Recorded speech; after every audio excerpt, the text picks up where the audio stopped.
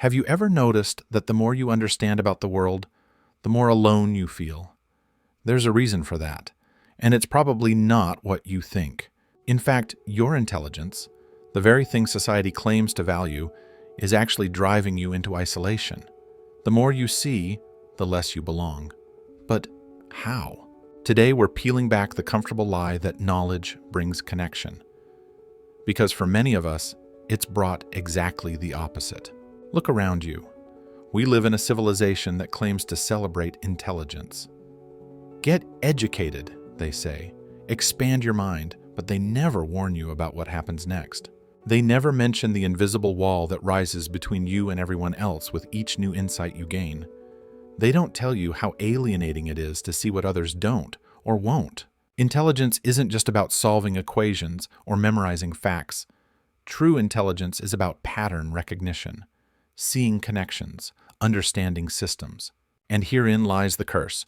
Once you start seeing patterns, you can't unsee them. The simulation cracks. The social scripts become painfully obvious. The manufactured consent reveals itself. The emperor stands naked. The more I learn, the more I realize how much I don't know. Socrates said that, but he left out the second part. The more I learn, the more I realize how few people are actually looking. Have you felt it? That moment when you're in a conversation and you realize the other person isn't just disagreeing with you, they literally cannot see what you see. It's not that you're better than them, that's a childish trap. It's that you've developed a different lens, and that lens has a cost.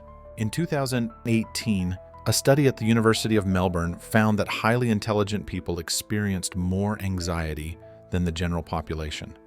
Not because they were neurotic, but because they were processing more threats, more inconsistencies, more alarm signals that others filtered out.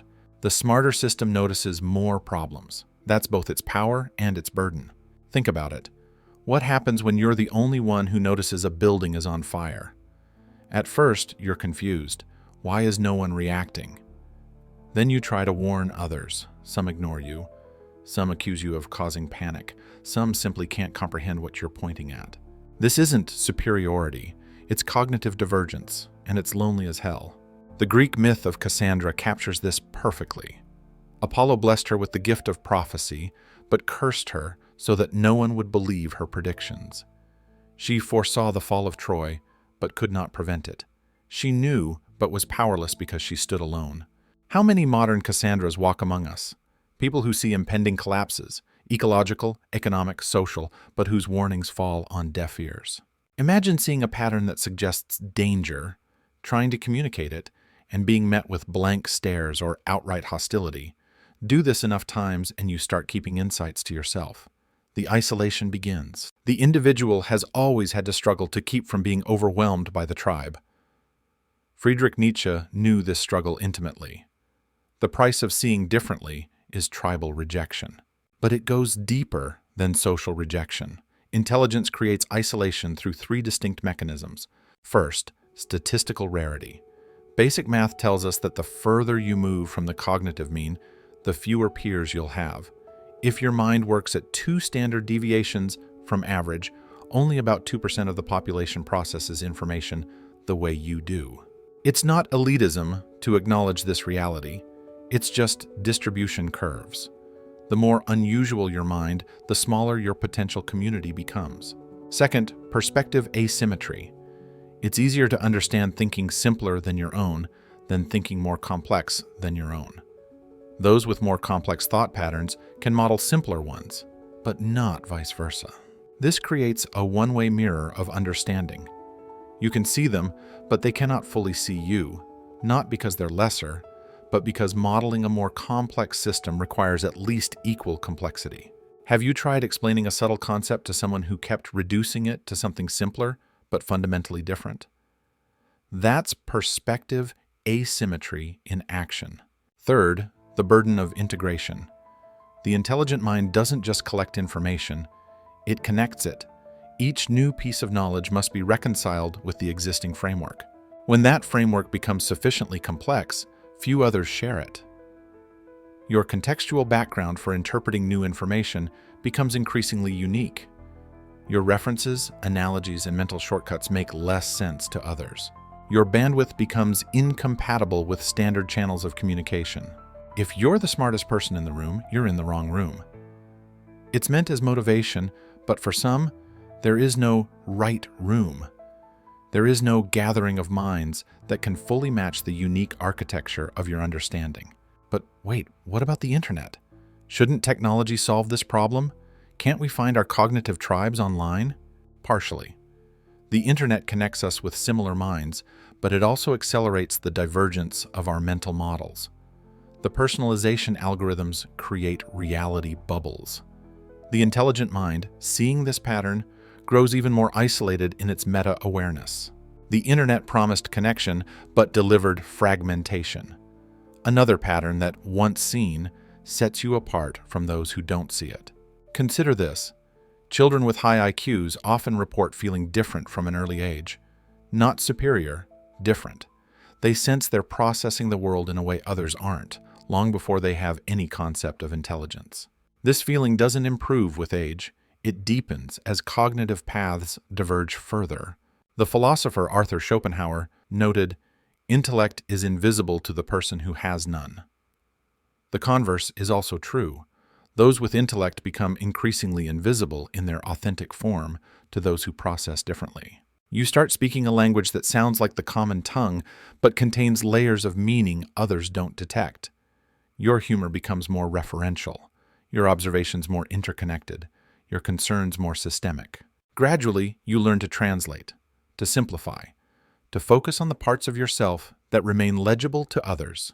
And in that translation, something intimate is lost. The fullness of your perception remains unexpressed. The most alive parts of your mind remain unwitnessed.